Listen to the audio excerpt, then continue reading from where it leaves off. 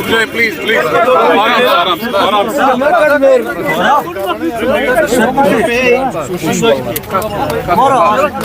करिए कैमरा आराम से ना, नहीं ऐसा नहीं प्लीज। सबसे पहले आप आराम से ना, आपने तो आराम से बोल रहे हैं, आराम से करो, जल्दबाजी नहीं है। उमर साहब, फर्स्ट ऑफ ऑल कांग्रेचुलेशंस।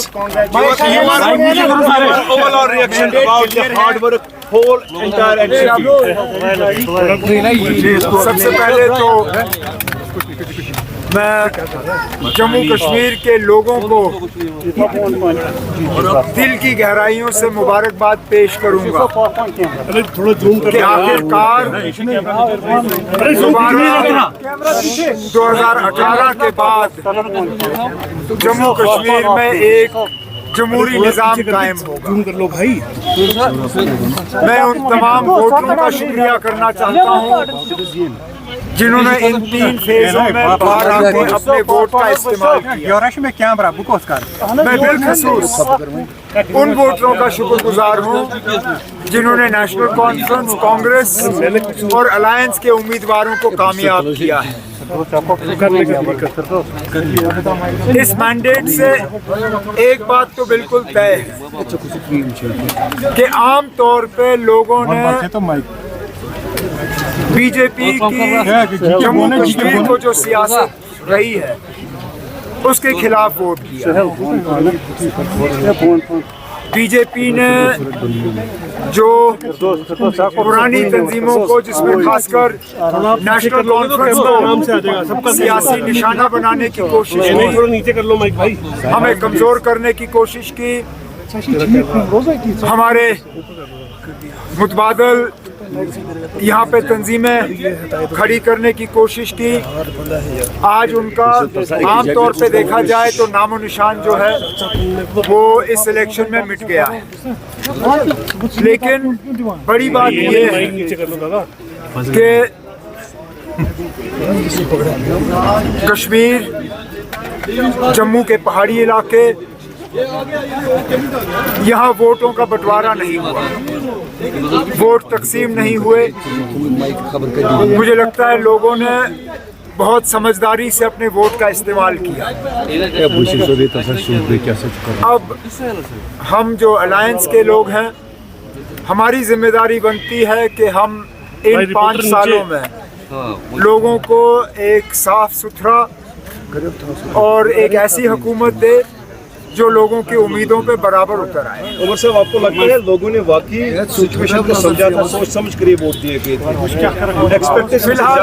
फिलहाल जो नतीजे सामने आए हैं, और मैं माफ़ी चाहता हूँ 1-2 घंटे से तो मैं गाड़ी में ही घूम रहा था, तो लेटेस्ट पोजीशन मेरे पास है नहीं, लेकिन मैं ये ज़रूर कह सकता हूँ कि हमें शायद उम्मीद से ज़्यादा सीटें मिली हैं। अगर इस इलेक्शन से पहले आपने मुझे कहा होता कि नेशनल कॉन्फ्रेंस की ये पोजीशन होनी है तो मैं शायद उस चीज़ को मानता नहीं, खासकर पार्लियामेंट इलेक्शन में जो हमारा हाल हुआ। मैंने बीच में कुछ आप में से मीडिया वालों को ये भी कहा था, मैंने कहा था कि शायद हम गलती कर रहे हैं। जहां हमें रशीद का बारामूला में वेव पार्लियामेंट इलेक्शन में नज़र नहीं आया, इस बार हमने बढ़ चढ़ा के उसका वेव देखा जहां वेव था ही नहीं। और बहुत सी ऐसी पार्टियां जिनको शायद ये लगा था कि मरकज़ की मदद से वो कुछ हासिल कर सकेंगे, नहीं कर सके।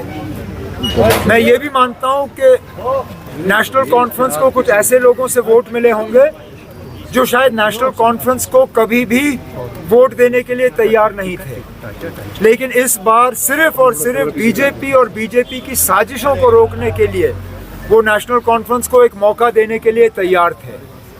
अब हमारी, जैसे मैंने कहा, हमारी जिम्मेदारी बनती है कि हम इस वोट को ज़ाया ना होने दें हम लोगों के उम्मीदों के बराबर जो है उतर आए और अपना काम करें।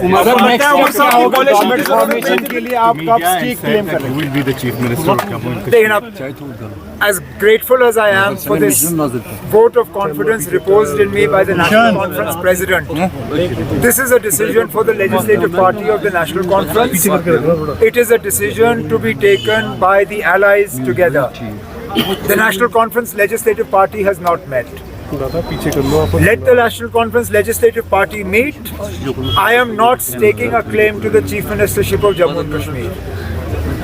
It is for the alliance, for the elected members to decide who they feel should lead the state over the course of the next 5 years. And that is as far as I'm willing to go. Umar sahab, what do you have to say to the voters? Umar sahab, फिलहाल कल हमें थोड़ा सा इस जीत का मजा लेने दीजिए। मेरे साथी जो दूर दराज इलाकों में जीते हैं वो भी थोड़ा सा एक राहत का सांस लें। मुझे लगता है 1-2 दिन में हमें अपनी लेजिस्लेटिव पार्टी मीटिंग बुलानी होगी। उसमें नेशनल कॉन्फ्रेंस का लेजिस्लेटिव पार्टी लीडर चुना जाएगा। फिर अलायंस के साथ बैठ के हम तय करेंगे कि अलायंस को हेड कौन करेगा। उसके बाद जब हमें तमाम लेटर्स ऑफ सपोर्ट हासिल होंगे तो अलायंस की तरफ से लेफ्टिनेंट गवर्नर साहब से वक्त लिया जाएगा और हुकूमत बनाने का दावा किया जाएगा वहाँ पे। और फिर लेफ्टिनेंट गवर्नर साहब तक है कि वो अगला कदम क्या लेंगे। Sir, Umar sahab, what do you have to say to the voters? What do you have to say to the voters? Are you satisfied with the performance of Congress? They have got 6 seats. Tá bom, tá?